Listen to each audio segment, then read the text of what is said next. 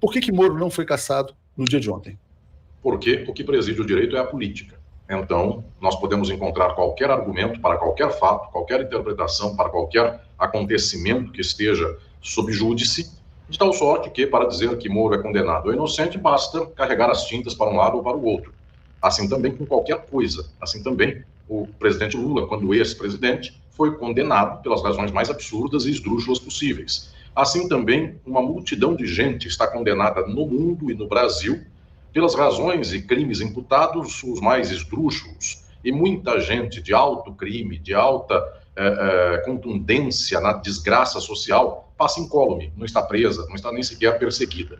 Então, isto é uma prova, eu diria que cabal, mais uma vez, fica patente, algo que é muito visível, que é muito notório, que as instituições, elas não são neutras, técnicas, imparciais, elas sobem num pedestal e do alto da Torre de Marfim elas olham o mundo, as leis e dão seus julgamentos independentemente da realidade. Um fato como esse, uma circunstância como essa, escancara a situação de que todas as instituições políticas e jurídicas das sociedades capitalistas são controladas ao cabo, no limite, pelo capital, são controladas pelo domínio que organiza a exploração da sociedade. Não precisam fazer o discurso de que isto seja algo muito típico ou exótico do Brasil. Isto é em qualquer sociedade capitalista. Nós verificamos, por exemplo, o que acontece com Julian Assange na justiça da Europa, da Inglaterra e dos Estados Unidos, para observarmos que o capital julga como quer, encontra gente para aplaudir e busca convencer as massas de que aquilo que é uma flagrante injustiça deva ser chamada por justiça. Está faltando análise marxista na esquerda brasileira? Totalmente.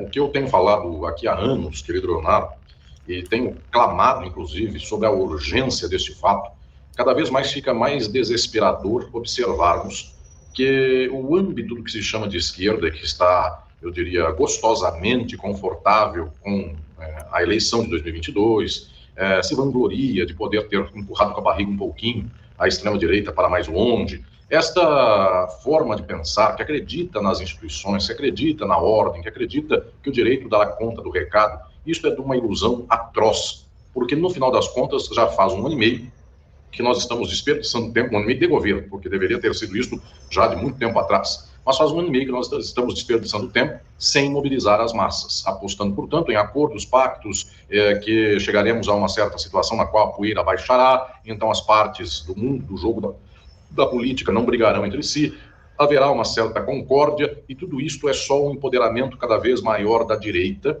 cada vez mais, inclusive, sem fazer muita distinção entre esta extrema-direita de maus hábitos, tosca, que não sabe comer com talheres, e entre essa esquerda, esta direita, melhor dizendo, a extrema-direita e a direita, desta de muita funcionalidade neoliberal, exemplificada pela Faria Lima, que está cada vez mais tomando as rédeas do país, sabendo que ela não tem voto nenhum, sabendo que ela não tem condução nenhuma imediata da política, ela não é agradável, ela não é simpática. Quem votará numa pessoa da Faria Lima? Quem pessoa, em sã consciência do povão, passando fome, vota numa pessoa de um coletinho, sem manga, que circula na Avenida Faria Lima para, às 2 da tarde, comer temaki? Essa pessoa não é popular, ela não vai ganhar votos de quem está na periferia, no subúrbio, nas grandes cidades, passando fome, nas circunstâncias mais difíceis. Então, o melhor jogo que se encontrou é, de vez em quando, este predomínio neoliberal do país, do mundo, joga com a extrema-direita. Então vem essa figura de francaria que governou o país agora há pouco, antes dela veio um governante aí golpista,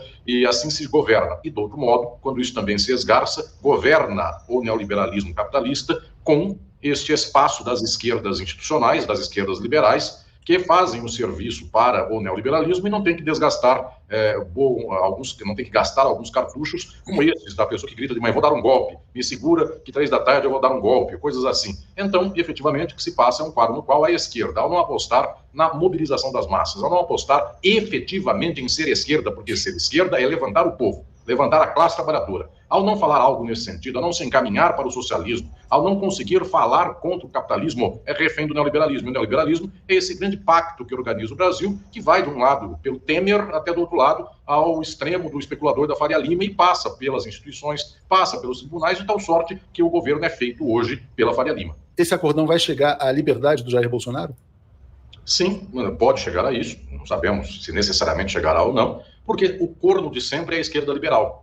Sempre só a esquerda vai presa, sempre só a esquerda vai para a cadeia, fica 580 dias, depois sai, tem que abraçar quem lhe feriu, enfim, beija a boca de quem lhe cuspiu, enfim, como diriam os versos do parnasianismo, do simbolismo. Então, é sempre isto, o corno de sempre é a esquerda liberal. A esquerda é destroçada pelas instituições, é destroçada pelo capital. Na hora que deixam o destroço levantar um pouquinho, ela vai lá e abraça o capital, vai lá e abraça as instituições, para dizer, agora eles não vão mais me ferir. Aí vem um acordão inteiro que tem que dizer que ninguém vai preso a não ser a esquerda. Sempre foi assim. Então, no que temos nesse quadro, é mais uma vez a repetição do mesmo, que inclusive isso é psicanalítico, isso é um dado de base inconsciente, é a repetição nos termos psicanalíticos, vista já por Freud, por Lacan, não muda. O dado psicanalítico sempre é este, é uma pulsão que se organiza pela repetição. Sempre quererá que aquele que fere a esquerda, a partir de um certo momento, não fira mais, então a esquerda agrada ao seu inimigo, é a síndrome de Estocolmo, para fazer com que quem sabe esse que fere a esquerda possa gostar da esquerda. Então, de alguma maneira, estou dizendo aqui que não haverá sequer aquele padrão de simetria para dizer Lula ficou 580 dias na cadeia,